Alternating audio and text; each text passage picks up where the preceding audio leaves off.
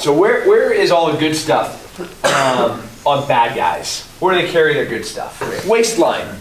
We can go somewhere between here and here about 90% of the time. Some of them get tricky and wear necklaces that have things attached to them. Some bitches have shit up in their hair that they'll pull out. Some guys have stuff around their ankles, but 90% of the time it's right here. We want to be able to control this bit of him. Centerline.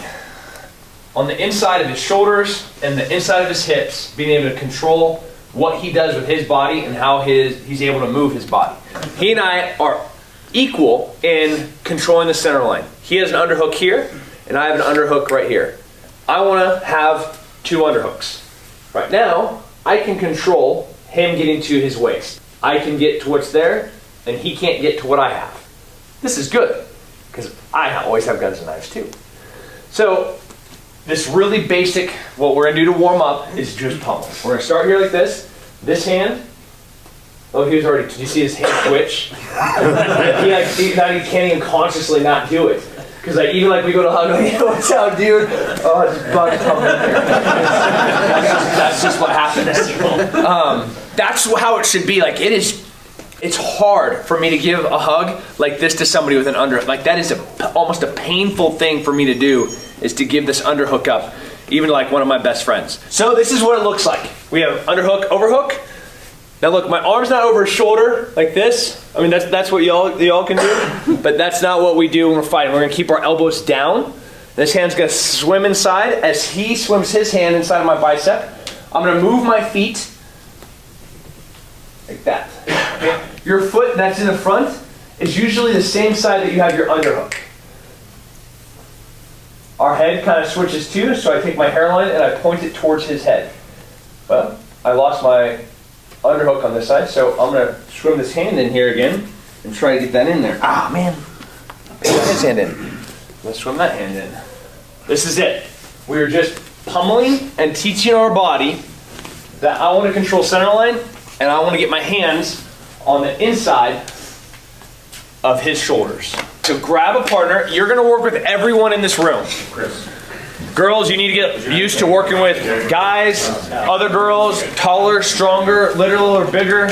Humans come in all shapes and sizes. So we're going to start here. You're going to take your hands, swim it in as he swims his hand in, and you're just going to keep moving. Just keep moving. And go.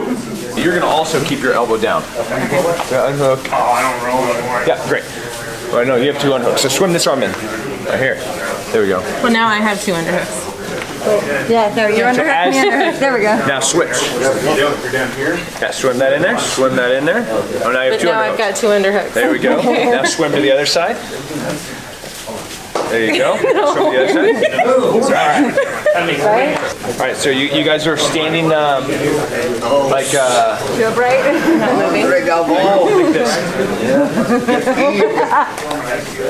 Okay, what I want to do is simulate as if I'm getting ready to fight, because this is going to turn into a fight. But more importantly, we're moving our feet. Getting you don't see a boxer stand here like this and try to box, right? It's all about footwork. It's the same here. So he has an underhook on this side. This hand's going to swim in as he swims his hand in. What's up? I'm going to swim this hand in. This hand in. This hand in. Okay. Okay. So underhooks are not just the only way to control center line. They are a great way. We were all grappling yesterday, and it was like a big sweaty mess in this room. And we not only were fighting for underhooks while we were standing, but we were also fighting for collar ties, cross collar ties, bicep control, wrist control. All of these things control center line. And that's the intent. The idea is that we can control center line. So as we're pummeling, I also want you now to include bicep blocks and collar ties. So instead of just swimming this hand in, as I switch sides, I'm just going to block his bicep, which gives me control of center line. And then as we switch to the other side, I can just bicep block. Collar tie. Collar tie. underhook. Oh, hey, that correct? You hear it? Yeah. You're welcome. Felt good. It's For the first time. $150. So as you pummel, understand that you can add other things like just wrist control with underhooks, with collar ties, with bicep blocks to all control center line. This hand, I'm just making like a C clamp, like this.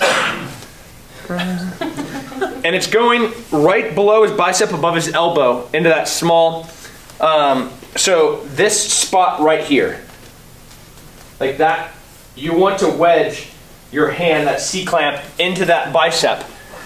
And that bicep is going to stop my hand from going up, and the elbow and meat muscle of the forearm is going to stop it from going down. So you're locking it in here to block it. The collar tie, this hand, goes up to the crook of his head, right here, and my elbow pushes into his chest as my forearm pushes into his shoulder and his clavicle as I pull his head down with my hand. This gives me control of center line. So he's going to have to swim his hand in here to recover it. So now we're 50-50. I have a collar tie and he has an underhook. So maybe I switch to a bicep block with this collar tie, and then he's like, okay, I'll address this collar tie. Oh, got rid of that. Now he has a collar tie and locked overhook. So a lot happens just to control the center line.